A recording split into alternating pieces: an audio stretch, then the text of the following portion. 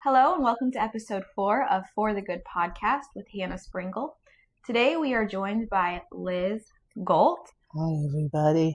She is the co-founder of a nonprofit organization called iPads for Autism. Yes. She's here to share a little bit about her story and what it's like growing up with a disability and navigating through all the challenges that we all have to go through, but she perceives them a little bit differently due to her diagnosis. From what I understand, Liz was diagnosed with autism, correct? That's your diagnosis. Yes. At age 2. Yes. Right? So, yeah. Liz, can you go ahead and tell us a little bit about yourself and your story? Hi, everybody. My name is Liz Galt. I'm 31 years old. I have a diagnosis of autism, and I didn't talk till I was 6, wasn't potty trained till I was 8. Living with autism is like a typing computer in your head that types 24/7 nonstop.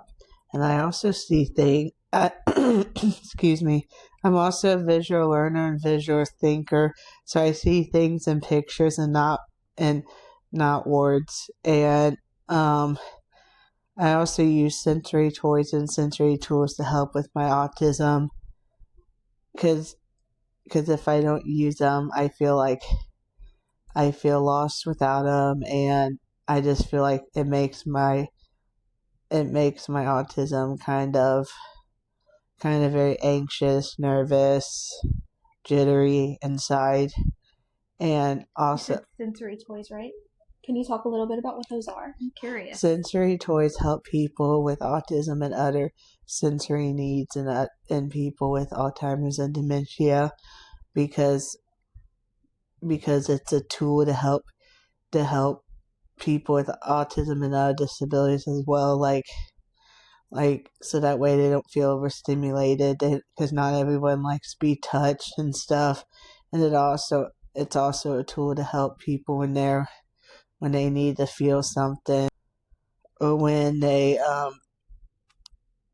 go places, and it's a tool, not a toy. So it's working for the individual, kind of like how hearing aids work for people who are deaf. That's their tool, and glasses is a tool to help people see. And so sensory toys help with how to cope and how to function and be able to do stuff without feeling nervous or scared. I love that. That's awesome. I love that someone somewhere recognized that need and was able to come up with something that could compensate for different people in those different types of situations, dealing with those different types of disabilities. That's amazing. That's kind of like what you did with your non-for-profit, iPads for Autism. You recognized the need with the communication barrier, and you provided a service that meets that need, right? I think it's amazing. Okay, we can go ahead and get back to your story. I didn't mean to interrupt you. Oh, you're good. You curious on. And also, a lot of people with autism stim, and stimming is the way you release yourself, like how you feel, your expressions, because not everybody with autism can express how they feel, and they can't sometimes they can't tell you what's wrong, or so that's the way they express themselves. There's all different types of stimming, like hand flapping, fidgeting, making noises. And so stimming is the way you release yourself, and also the way you express yourself too. Wow, that's interesting. And people have said like, before stimming, you're making me nervous, or like, what's wrong with your hands, and why do you shake a lot? And I'm like, it's just part of who I am. And I also take lots of medicines too, and sometimes people ask me, are you okay? And I'm like, yes, it's just the way I express myself. Yeah. Because a lot of older people, there wasn't much out there for autism back whenever I was a kid, and also older people too, because autism. They didn't really have many people diagnosed with autism, and now it's like 1 in 68 people born with Wow. autism every day. Wow. That's got to be frustrating for you to have to feel like you're constantly having to explain yourself and Yeah. explain these behaviors and why you are the way you are. I can only imagine how frustrating that is. But I do think on the flip side of that, since it's becoming more common and people are starting to recognize it more, with that comes education, right? And I Yes. think it's fortunate and it's unfortunate for you to have to feel like you have to continue to be that person that's educating these people, but it's also a good thing, right? Because you're doing other people in the world a favor, especially people who suffer with a disability like yours, and you're providing that understanding for them.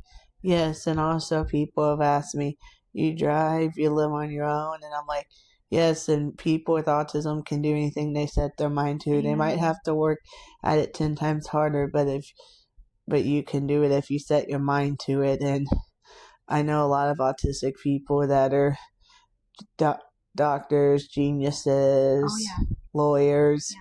So, and people think, oh, is my child going to be able to do this or that? No matter how severe or how high functioning you are, your child can do whatever they put their mind to. Amen. A message of hope. Absolutely. You drove yourself here today, and that Yeah. was a bit of a haul for you, right? No, I've driven the cities. I've driven the different states. I just like to be independent Yeah. and, just show people, hey, you can do this, you can do that. You're leading by example. Yes. Yeah, I love that. So if we can go back to your story really fast, I think we left off where you said you were diagnosed at age 2. You were nonverbal until you were 6. 6, You were potty trained at 8. age 8. And then there's so much more to your story that is coming that I want to talk about. Specifically, you dealt with a lot of loss. Yes. I want to talk about that because I feel like that's got to be so incredibly difficult. Yeah. I think that that's a huge part of your story and your testimony, and a huge part of what's built you into the version of Liz that's sitting next to me today, right? Yeah. So can we talk about that a little bit? So when I was 18, my mom was sitting on the couch not feeling good, and I said, "Are you gonna be okay, Mom? Are you gonna be okay?"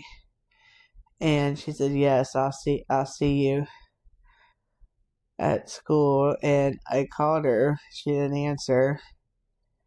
And and then I got the news she died of a heart attack. She fell off the toilet and died, and it was due to plaque and arteries, and so some people came and got me from school, and I'm like, where are we going, tell me.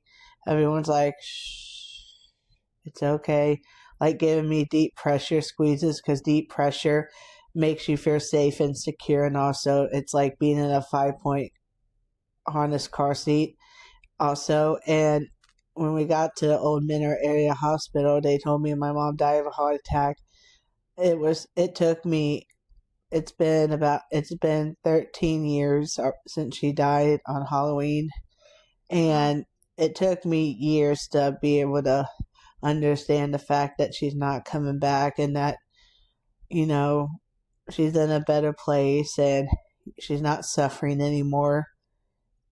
And she was my ward, my best friend, and help, and she also helped me deal with my autism better. And after losing both parents, they helped me become very independent and helped me be the person I am today.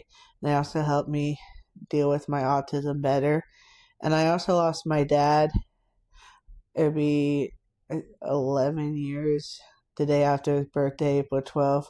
He committed suicide, and so that was pretty rough. My brother, he lived in Ohio. My brother lived in Ohio too. My brother found him dead because he was supposed to show up to court the next day and didn't.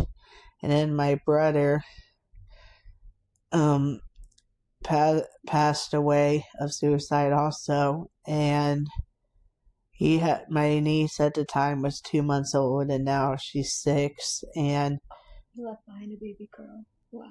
and so and they had a lot of mental health issues too, and so mental health is very important, especially those who are suffering but they can't tell you that they're suffering, or they hide it because they don't know what, even though they went to church and were Christians, they don't really know how to express that they need help. And also some people don't want help either, and some people also, you know, don't want to tell you what's going on because they don't want you to freak out or be embarrassed or be scared or act differently.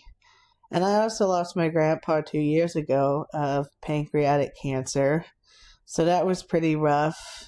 And lost my best friend Anthony, who had severe nonverbal autism and chronic lung disease, and I basically helped him out every day. And I did make a wish for him, but he died, and so I wasn't able to do that. And losing my grandma at old age, it takes a toll on you, especially all unexpectedly. But God has a reason why, and He has plans for me, and losing my parents has helped me become a stronger and better person too, actually. Yeah, you're more independent, and who knows if you would have been here where you are with the wherewithal and the mentality that you have now if you wouldn't have gone through that. I think you are so strong, and I am so sorry for your loss it's okay. In every aspect. It's okay, and also I have lots of friends and family, and friends turn into family, so, and I know I'm not alone, like some people have nobody, and and I'm very fortunate to have people who celebrate my mom and dad's like anniversary, and my brothers, and and everyone's done a lot for me and helped raise me, and I'm very appreciative of everything because God knew I needed these people, and He knew that I was struggling, and and also after losing my parents, I turned to food for addiction because I was just lost and stuff, and food was very comforting at the time. So there were so many different addictions and stuff, but I'm really working on my addiction on food because it's sometimes when you lose somebody, addiction can happen. Absolutely. And when things feel out of control, we resort to indulging in the things that we know we can control, right? Yes.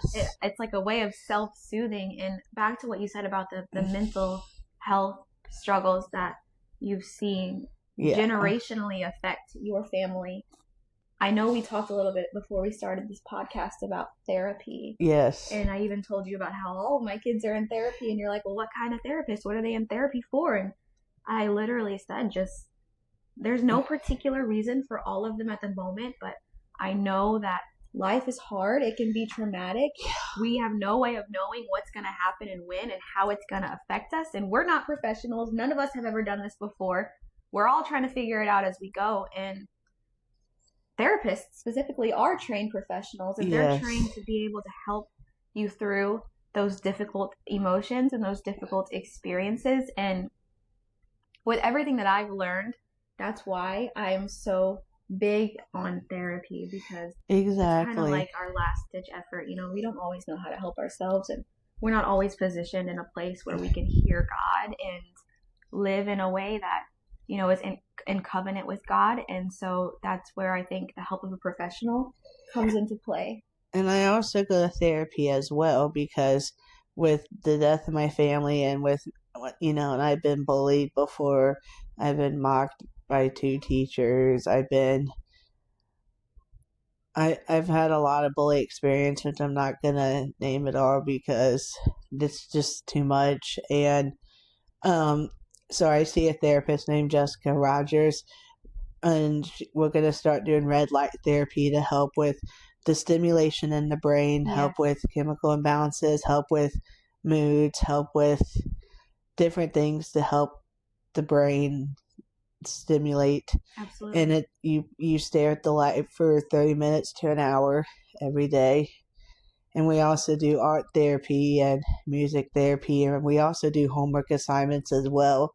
So that way you know, hey, you know, this is what you do if someone's being mean, or if you know how to, like, you know how to cope. Yes. She's providing you with different coping mechanisms, and that's what we need, right? That's what we need, because again, life is hard, and boy, can it be traumatic. Yeah, so we also do sensory therapy as well, and just we do a lot of therapies, and it's really helped me out a lot, you know. And I think counseling's good for everybody, no matter if they have a disability or not, or, you know, because there's a lot that goes on in this world, and not everyone wants to talk about their feelings and what's happening, because some people are very private and some people just need to let it out. Yeah. And everyone lets out things in a certain way too. We all process information differently, right? Yes, and there's so much happening in this world that I think that everybody needs counseling and everybody needs help at some point. We all need help, yes, because when we're in a place in our lives where we can't admit that, that's pride, and that's a sin. That is the enemy's territory, and that's when the enemy will come and exploit those things that you're so afraid of, that you're hiding from, that you won't share, that you need help in, and that's when tragedy strikes. Yeah, and you know, and God's always with you, you know, and you just gotta pray every night, pray every day, and be like, hey, you're not alone. And with having autism, I have some kid parts in my brain that are frozen, kind of like ice that's frozen. And, you know, I don't really relate to people my age because, you know, having kid parts in my brains, I don't do stuff like other kids my age would do, you know, and it's very hard because it's like my social skills. I struggle with that because I do repeat myself a lot. And sometimes people don't understand and they say, oh, you repeat yourself too much, or, you know, you already said this, that. And it's kind of like you forget what you say, kind of like having dementia, Alzheimer's in a way. I do that to an extent. So I can imagine. And I know people in my life get frustrated with me because I can't remember things. And something else I've learned, even as an extension of that, is that trauma can impact your memory. You know, and I have PTSD too, and, you know, and sometimes you see, like, I see images in my head, like kind of like flashbacks and stuff, but you know what, you just gotta change the flashbacks and change it into something positive and good, and don't let the bad get to you, or you're going to be more depressed, more angry. Yeah. And also I've learned how to not hide my autism, because if you hide your autism, you're more prone to meltdowns, anger, upsetting, and that's another thing, is it's kind of like holding your breath forever or being underwater, and like where you can't breathe, so you have to just be yourself and just let it all out, kind of like a balloon inflating, kind of like, yeah, just embrace it. Yes. Embrace it. We should all be able to embrace who we are. Yes, we should. And if you're around people who make you feel shameful of that, or who make you feel like there's pressure on you to be anything other than what you're not, then you're not around the right people, right? Yes, I've actually learned that, you know, hey, you know, I thought I had friends, you know, like people want to be my friends, and you have to realize not everyone wants to be your friend. So, you know, you just have to learn how to read people, which I'm learning and stuff. And with having autism, it's like multiple choice questions inside your head, thinking, oh my gosh, am I doing good? Did I do this right? What do I need to work on? Or D, all the above. Yeah. So it's basically like you live in you live in you live with multiple choice questions all the time Is it in your like a head. constant doubt, like a It's constant like a state of test doubt? in your head, kind of like being in school. It's like you have to do homework assignments just to think of what you're going to say, what you're going to do, Yeah. and also like sometimes living with autism, it's like it can cause you headaches and migraines because your brain feels so full, kind of like a hoarder's house, that it's hard to let everything out because you feel stuck inside where you can't move. So it's paralyzing almost. In a way, yes. But I do journal a lot. I do writing a lot to let all my thoughts out because I do have obsessive thought disorder as well. So I learned how to just write everything out on paper and just let it out on paper instead of trying to use words, just write it down on paper and then throw it away. Yes, journaling is such a useful tool. Are there any other coping mechanisms that you have found that help you? Yes, I reborn baby dolls. I have about 7 now, and I'm not able to have kids of my own because of medical reasons, and also having autism as well. And so reborn baby dolls are very comforting and soothing for those with autism and other disabilities and Alzheimer's and dementia because it feels real. It feels like your kid. And there's all different types of reborn. Some you can put rare pacifiers in the mouth. You can bathe them. You can have heartbeats. You can have all that stuff to make it feel real to you. And plus, it's like, it's comforting. It makes you feel safe and secure, and it makes you feel like you fit in with everyone else because a lot of people my age have kids of their own. And and I get jealous sometimes because I want to be a mom, but I'm not able to, and God knows what's best. And so the baby dolls help you feel safe and secure, and it's also very therapeutic as well because you feel like you have a kid and you just feel that bond inside. I think it's nice because you're kind of able to pour into that baby and take care of that baby the way that God has enabled so many people to take care of you. Like you would take care of your kids, it kind of feels like that, and it kind of feels like, and they also make them that cry too, so it's kind of a learning experience of like what it's really like to be a mom. Oh, they can cry? Yeah. Oh my goodness. You just had a new baby, right? Her name is Stella. Yes. What's her birthday? She's pretty fresh. She's 3 days ago. She's 3 days old. Sorry. Oh, she's 3 days old. She's so precious. I was hoping you'd bring her. I have her in my car. You do have her. Oh my goodness. Can I see her before you leave? Yes. Oh yes, she's precious, and I think those dolls are incredible. And they actually have soft spots too. So it's like, and babies do have soft spots. So it's like it is real to me because it has every feature like a baby would have, basically. It's as realistic as it can be, right? They make silicones, they make cloth bodies, there's all different types, and it's also very therapeutic. And when I was a kid, I did art therapy. I was in PT for 16 years, OT, speech therapy, ABA therapy, horse therapy, music therapy. And music's also very, very good because of the way like it sounds, and it's also helps with your brain, like stimulate the brain.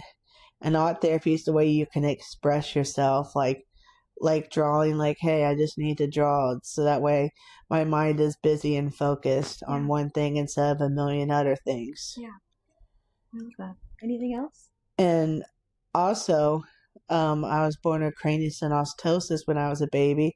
I didn't have soft spots when I was born, and I have a scar that goes all the way around my head where hair doesn't grow. I have metal plates and screws inside my head. I also had kidney failure when I was a baby, and they also had to realign my eye sockets, and I've had kidney surgeries. I was in the hospital for about 3 months, but and doctors said I wouldn't be able to talk or do anything, but hey, you can prove them wrong. Amen. Look at you defying all the odds. No matter how much they make or anything. You They're can't. not God, right? No. No, they can only do what they with what they have. Yes, and even though they go through lots of school, I've had some people, like, I have a nonprofit organization called iPads for Autism. I provide iPads to kids and adults living with nonverbal autism and nonverbal disabilities. And I also provide this app that's an app so called the Pergola to Go Up, which is a $250 nonverbal app. And so I've had because a lot of people who can't express themselves show aggression, biting, anger, their mood swings, and they can't verbalize what they need and want. And so they show themselves by like anger, sadness, frustrating, because it's like being trapped in a duct tape maze where you have to find your voice because duct tape is very sticky. It's very hard to get off. That's how I felt when I was younger. And so I've given away 33 iPads, and Wow. I give those a voice to be heard through technology. And a lot of my people who I've given iPads to have communicated their alphabet, their numbers, what they want. And so it's very impressive. And I started this business because I have a lot of friends that are nonverbal, and it was very hard for them to communicate their wants and needs, and and their families have told me, I want my son to be able to tell me he's hungry or he's thirsty or he's not feeling well.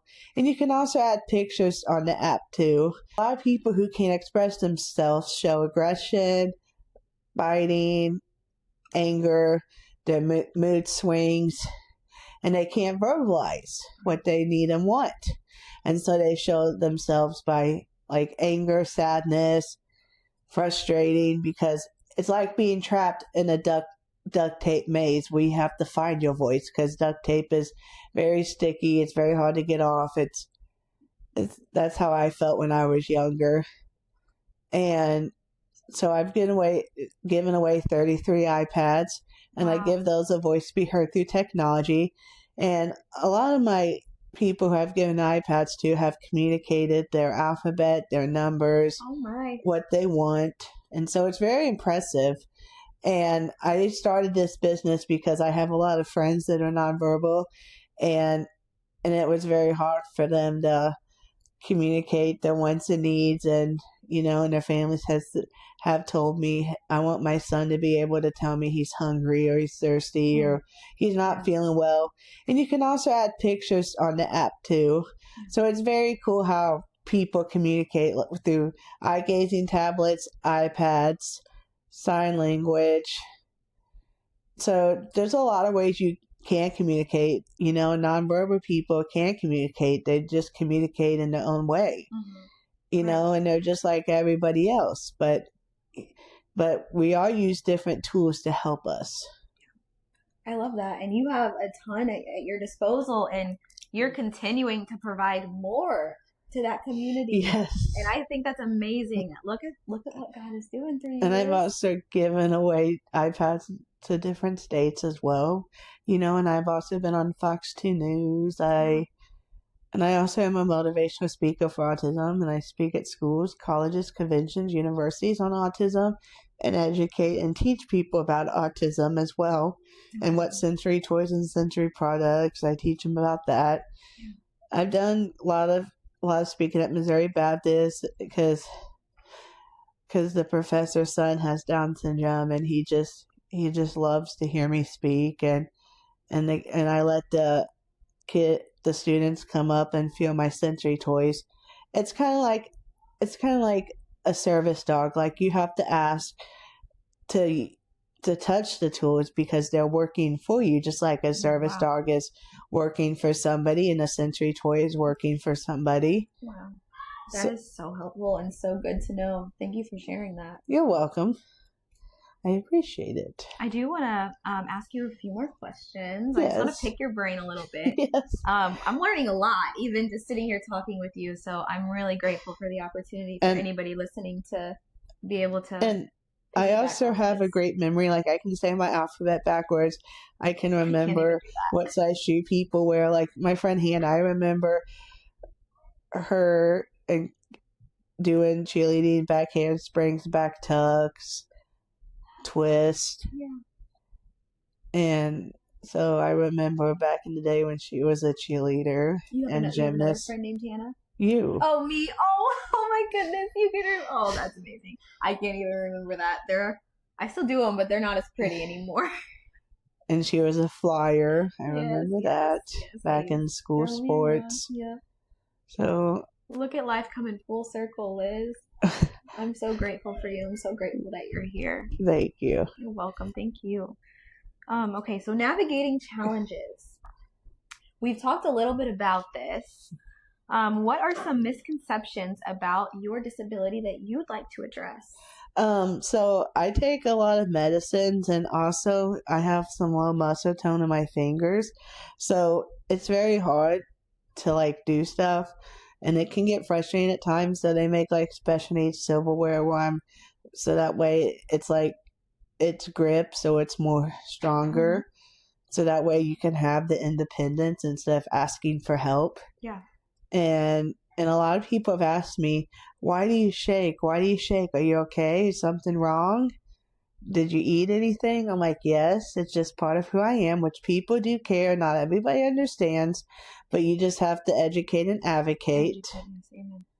And I've had some people bully me about my hands, saying you shouldn't shake that much, and people have grabbed my hands before, and it can be very embarrassing and hard at times. So if I feel like I'm shaking really bad, I just put my hands like this.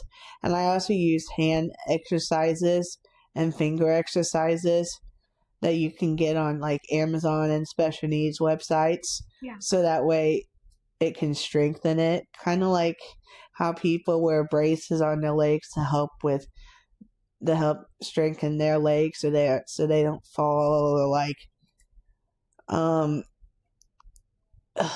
was I gonna say? And like people who use electric wheelchairs because sometimes their hands can't push, so so a lot of people use grip stuff that helps them, so that way they can have the independence and feel independent without asking 24/7. Hey, can you help me with this? Can you help me with this? So there's ways that your child and adult can be independent by using those tools. Yeah, you just gotta find those tools, and again, I think there's a ton of information out there now, and a ton more tools that are available at people's disposal than there has ever been before. So tap into that world and figure it out. And there wasn't much out there when I was a kid. Now there's like sensory gyms, there's sensory stores, there's autism stores, and also there's a lot of other disability stuff like Miss Amazing, which I competed in pageants before and I made it to nationals. That was really exciting. Wow. Special Olympics, and people can make it to USA Games and World Games and selection camp. You just have to work hard, but you can do it. And there is stuff out there for disabilities now, like so that way their child or adult can participate and meet other people with disabilities. And also when you're around disabilities, you feel safe and secure, and you can be yourself, and they don't say, oh, you repeat yourself too much, because they understand what it's like having a disability. Right. That's amazing. I love that community is available and accessible, and you're able to tap into that and be around other people that you feel like you're able to be yourself. Yes. I wish my prayer for you is that you can get to a point in life where you're around only people that enable you and empower you to be yourself, because that's what you deserve. Yes, and I've hid my autism for many years, and now I'm learning, hey, you can't hide it, because if you hide it, it's like it changes you. It becomes like this big bad secret, and and just kind of it shows like mental health issues as well. Yeah, that's what it feels like.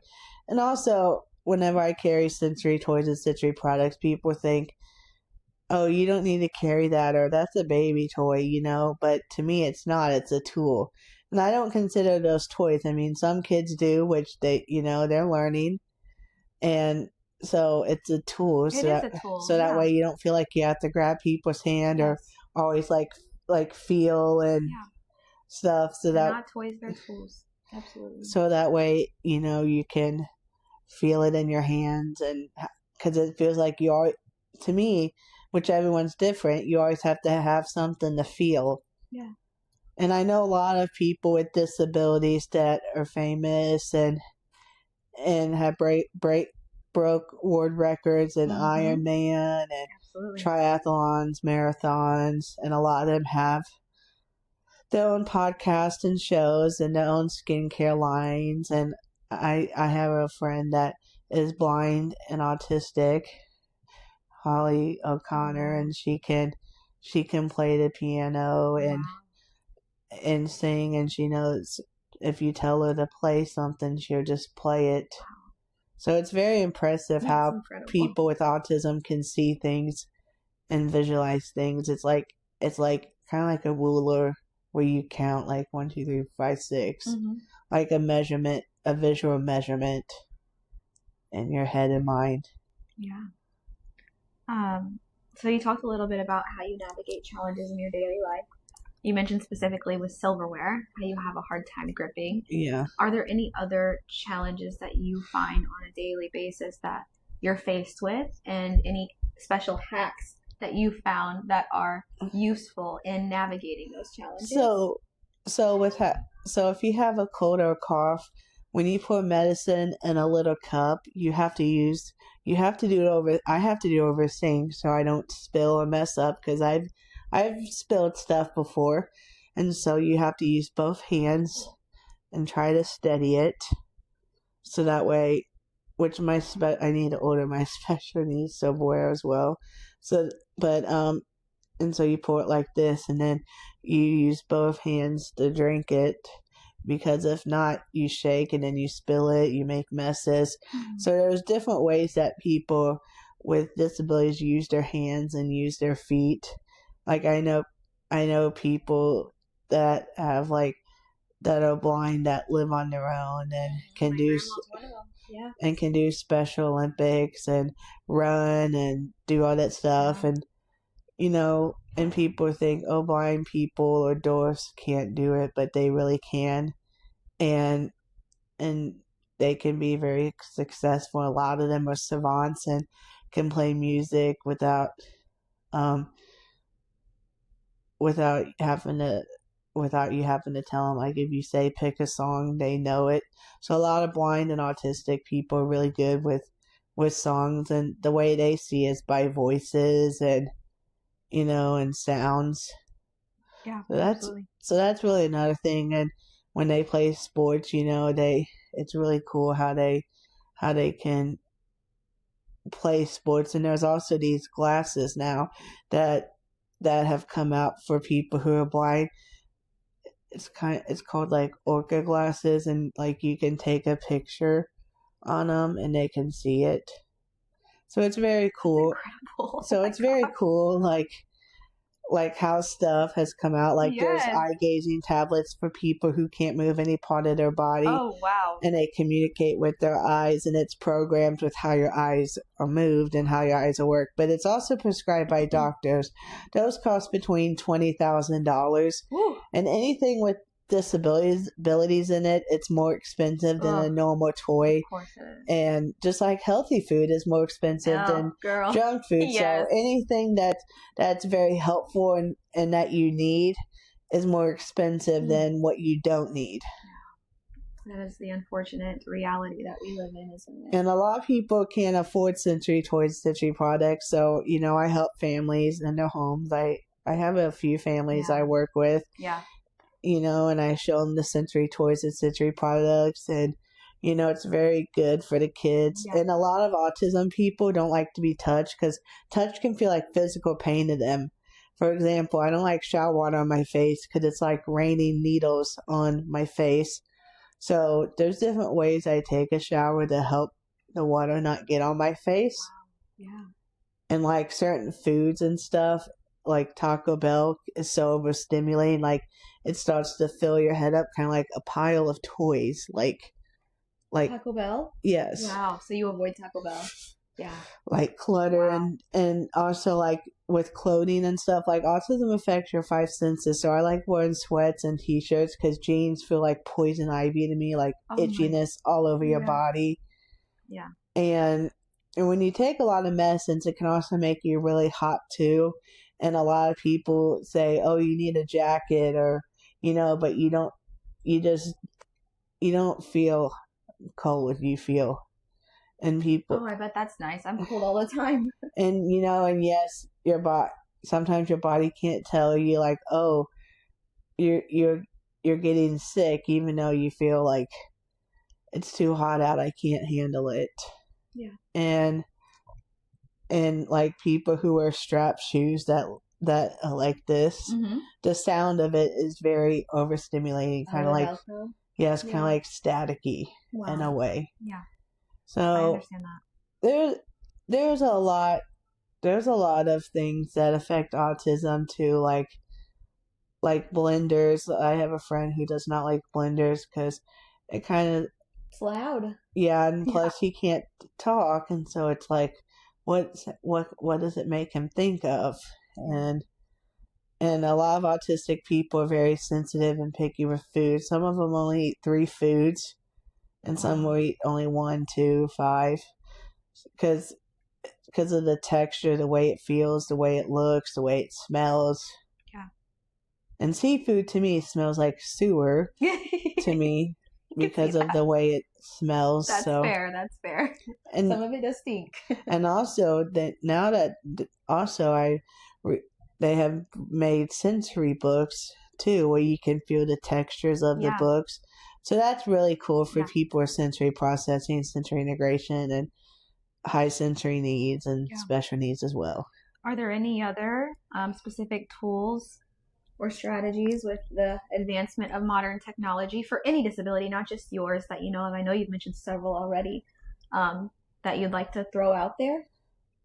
So everyone uses different sensory tools and toys, like paper can be like one of them. I know some people who like that. Some people like zippers. Some people like string, and some people also like cars, trucks, and also a lot of people like iPads too, like Miss Rachel or Blippi. Yeah. And a lot of them like their iPads because it's the way that helps them, and it's very calming and soothing. People think, oh, they're on too much technology, but it's a tool. It can be a tool. Right? Yeah, and sometimes a lot of people with autism, when it comes to iPads and videos, they like to hear the sound over and over and over again, like replay it, because it's very calming and soothing to them as well. I love that. So I think to kind of sum up everything that we've talked about, I think empathy and understanding go a long way, right? I think that's like the main thing that I'd like to leave my audience with. I personally, don't cry, am very sensitive to other people, and it breaks my heart when I hear you say that, like, people have, told you do too much of this, or like questioned you in a way that they were like interrogating you, like, why do you do that? Like, that's just so inconsiderate and quite frankly rude. And sometimes when you go places, it's like, what are people going to say, think about me? Are they going to like my sensory stuff? Are they going to judge me? So like anywhere you go, it feels like you have to question yourself, and you shouldn't feel that way, but sometimes you do. Like, what's going to happen? You shouldn't have to feel that way. You're right, but we live in a fallen world, right? Yes. And people are not nice. They're not always kind, and I think your story is a story of perseverance. Yes. And a story of hope, because no matter what you've been through, you are still able to maintain a very glass half full mindset.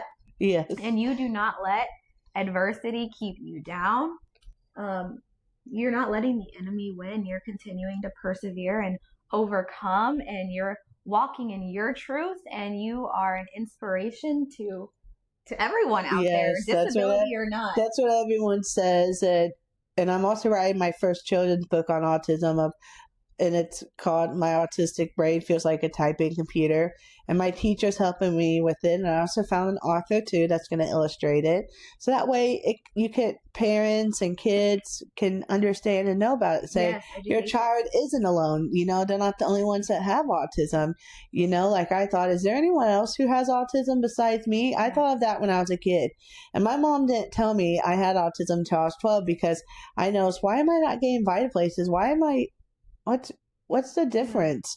And my mom cried every night because she would always worry about me because of what people are going to say and do. Like when I entered school, she's like, she has told people, hey, will you look out for Liz and watch over Liz? Or, and she also connected one of the garages into her guest house with everything in it because she didn't want me to be alone, but I realized, hey, I can live on my own. I can drive, and and my mom would be very proud of me today, and so would my parents and brother and family because they didn't get to see me graduate. They didn't get to see my sister drive and all the milestones that we have hit. And and we have come a long ways because not everyone experiences all unexpected deaths in this matter of time frame. Right.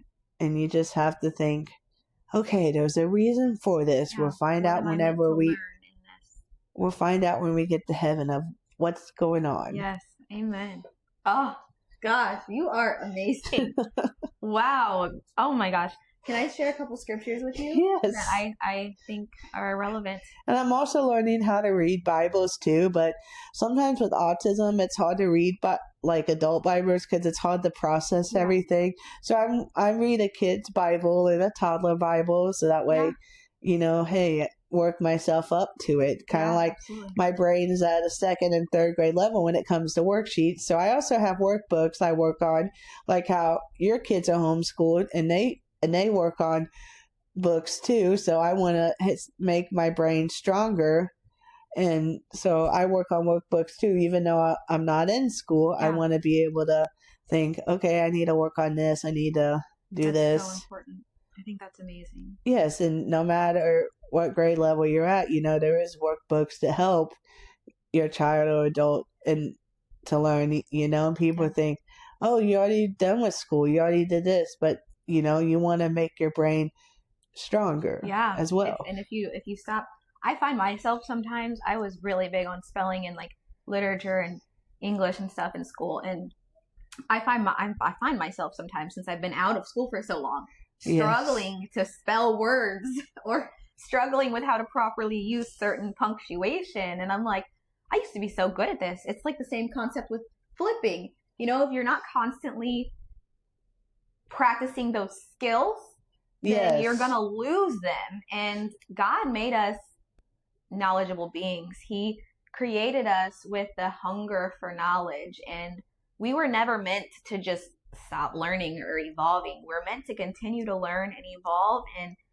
educationally, spiritually, emotionally, in every way.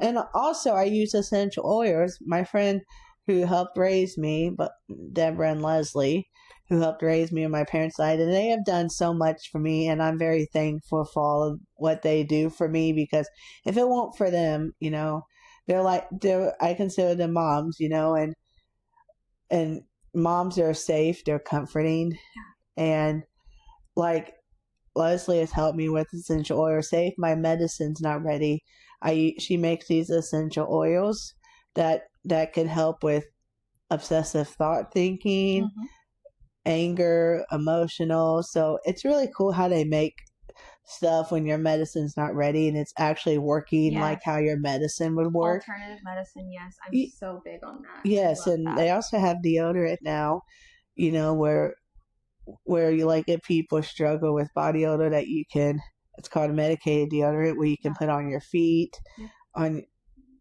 it's like all body deodorant.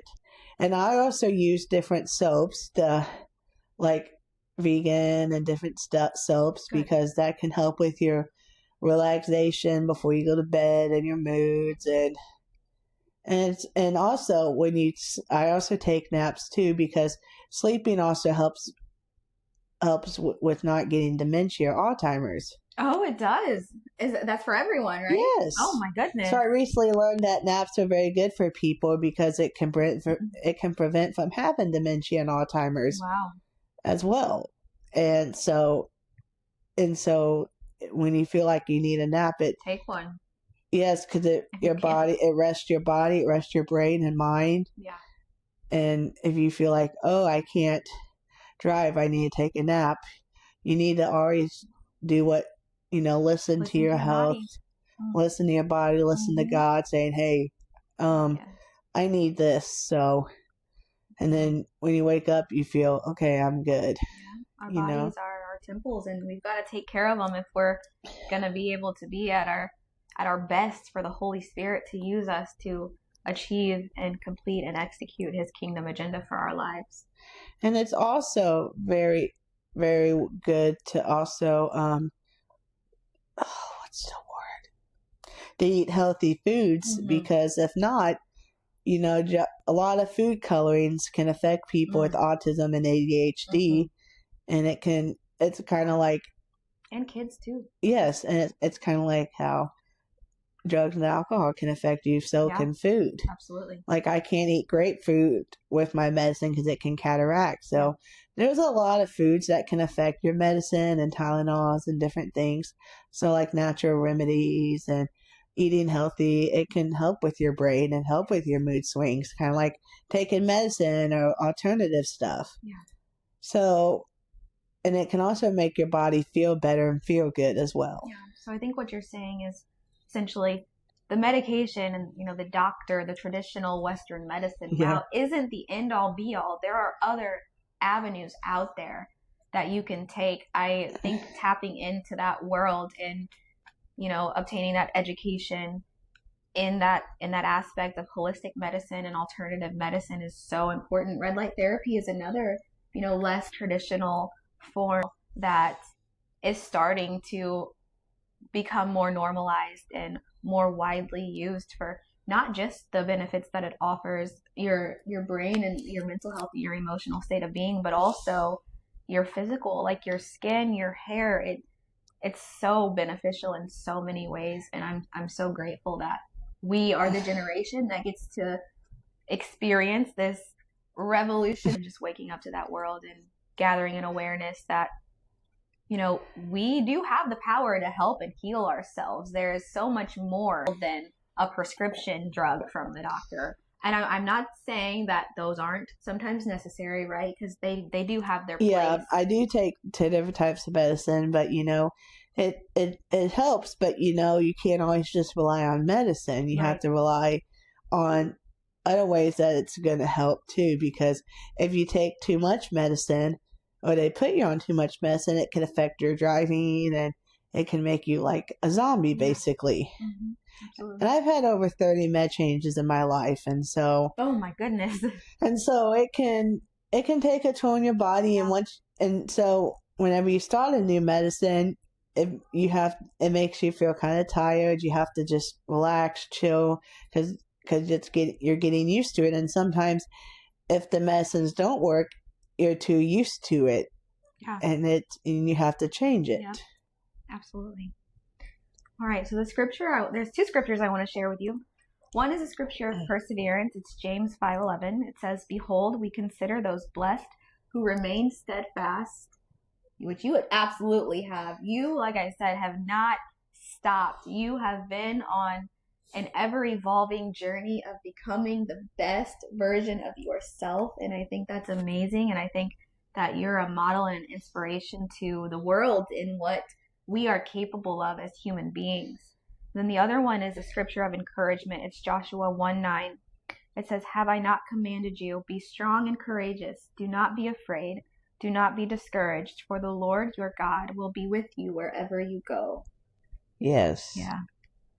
And then I want to end with, for anybody listening that may be interested in supporting your business or even interested in the services that you have to offer, Liz, how would they go about being able to reach you? So I have Facebook, Instagram, TikTok, so they can message me and be like, hey, I need someone to watch my child because not everyone knows how to handle a special needs baby, kid, toddler, adult, teenager. And so it takes a special person to do that because they know what you're going, they know, they understand that you know what they're going through, and and say, because sometimes an autism is like a full-time job every day, kind of like how parents have to work a full-time job to make money to support themselves and their families. Yeah. So it's kind of like autism's a full-time job because you live in two different wards, the real ward and then the disability ward. Just like parents who have kids and adults with autism and other disabilities, that well, they're living in their ward, so they live in two different wards as well. And so if if people want to message me, hey, I'm interested in an iPad, I say, is your child adult nonverbal? Like, how old are they? Send me a picture. And if it's out of state,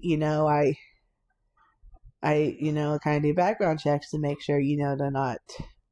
Yeah, make sure it's legitimate and there's a legitimate need for it, right? Because you never know. People are people. You can't really read people these days, just like people who stand on the street holding up signs. Are they really poor? Are they panhandlers? Right.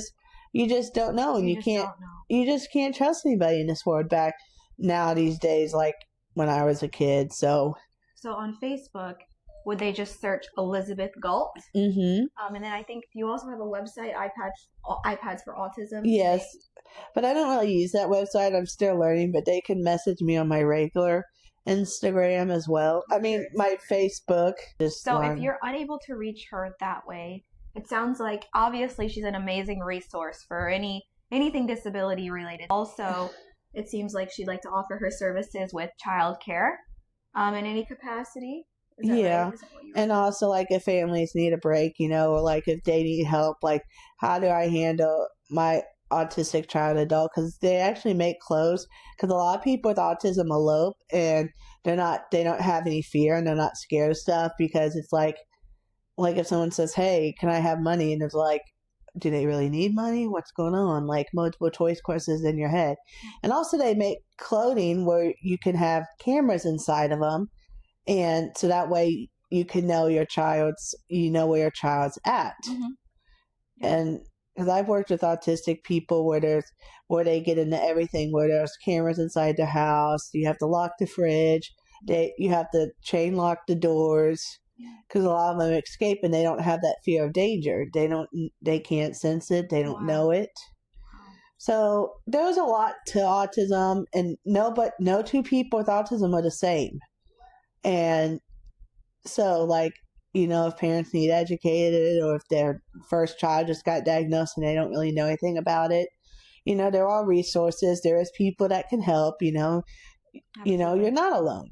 So, and they also make books for autism, and also kids books. So that way, if kids want to know about their autism, they can go like on Amazon, special needs websites, and talk about, so that way they can understand their disability, because there's all different types of disability books, whether you're deaf, blind, have mental health issues, and all that. Yeah, so Liz is just a walking resource. And, I make up for it. She's human and she cares. If you are someone who would like to get in contact with her in any capacity, try her socials first. If you're not able to reach her there, you can go ahead and reach out to me at forthegoodpodcast@gmail.com, and I will get you in contact. Also, with that being said, Liz, I want to thank you for coming up today and for being a part of this show. I really appreciate it, and I know that everybody listening will appreciate it too. I always want to end with letting you guys know, if you are someone that you feel has the power to help someone through their testimony. I was telling Liz earlier that it's unfortunate and it's fortunate what we go through, the trials and tribulations that we face, but every experience that we go through is meant to teach us something and to build us into the most fortified versions of ourselves. And with that comes healing and freedom and knowledge. And I feel like we go through those things and they equip us to help other people. So if you're someone who has a powerful testimony or some kind of life experience that you want to share and offer some insight on and would like to come on and speak, you can also reach out to me at forthegoodpodcast@gmail.com.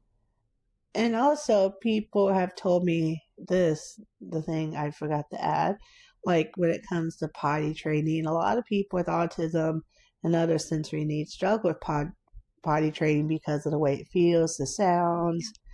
And so, if your child's not able to be potty trained, that's okay. You just have to accept it and just say, because God knows what's best for everybody, and there's a reason why. You just, and there is good things all going to happen. It might take a while, it might take years, days, tomorrow. You just don't know. And I think prayer is so powerful in that aspect. If you are someone who's suffering with anything, pray to God and ask. He may deliver and he may not, but I strongly encourage you to pray. There is so much power in prayer. Ask other people to pray for you. Whatever you're dealing with, whatever you're experiencing, nothing is too big or too small to bring to God and to lay at his feet and give him the opportunity to work in that capacity. And also, my grandma's church in Carthage, Missouri has a special needs Sunday school class because a lot of autistic people don't like dealing with loud noises because it can affect them. And so I also think it's good to have special needs Sunday school classes so that way, they can relate. And, a lot of people think, oh, you're too old. You shouldn't be in that class. But a lot of people's mentality and age level is at that level, and they can learn and understand God and Jesus better. Yeah. Because sometimes in big churches, they go too fast. You can't process, and that so is it's such a good point. I never even thought of that.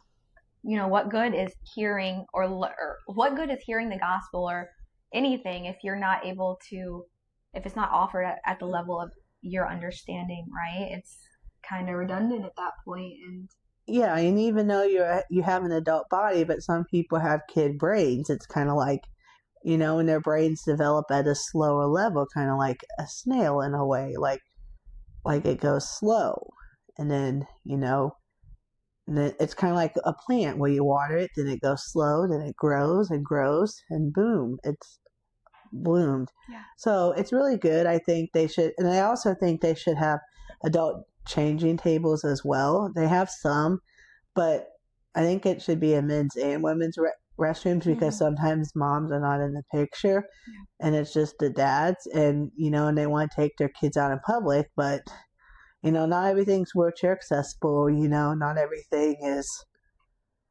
not everything is disability friendly, correct.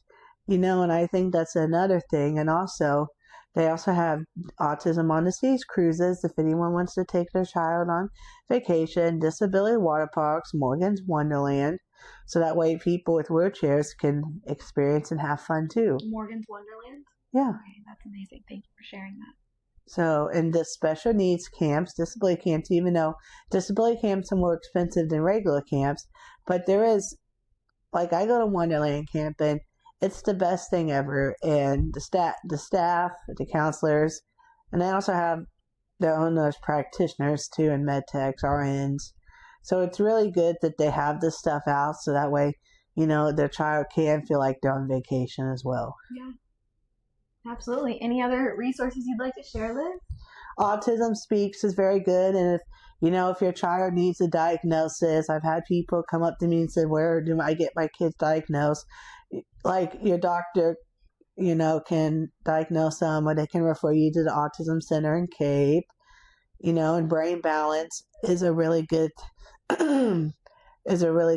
And also they also make special vitamins to help stimulate the brain, and there's a doctor called Dr. Yu. He's in St. Louis somewhere. And even though and it's very pricey, making appointments $500, and each assessment is $500, which, some families can't afford it, some can. And so... Do they work with insurance? No. No, so that's another thing that's very hard for people that really need it because disability stuff, like I said, is very expensive. And I also make special vitamins for autism and disabilities as well, which is very helpful because vitamins are very good for you and they help you. And so, just like prescription headache medicine, like I can't take regular headache medicine. So, there is vitamins that can stimulate the brain and help with chemical imbalances in the brain and help with a lot of things. So there is resources out there for your child and adult, and if anyone needs help, I'm more than welcome to help them. Thank you, Liz. That's amazing. You're welcome. All right, everyone. Thank you so much for listening. I hope everybody has a fantastic day. Yes, and thank you guys for listening. I can't wait for you to hear my podcast. Yes. All right. Bye. Bye.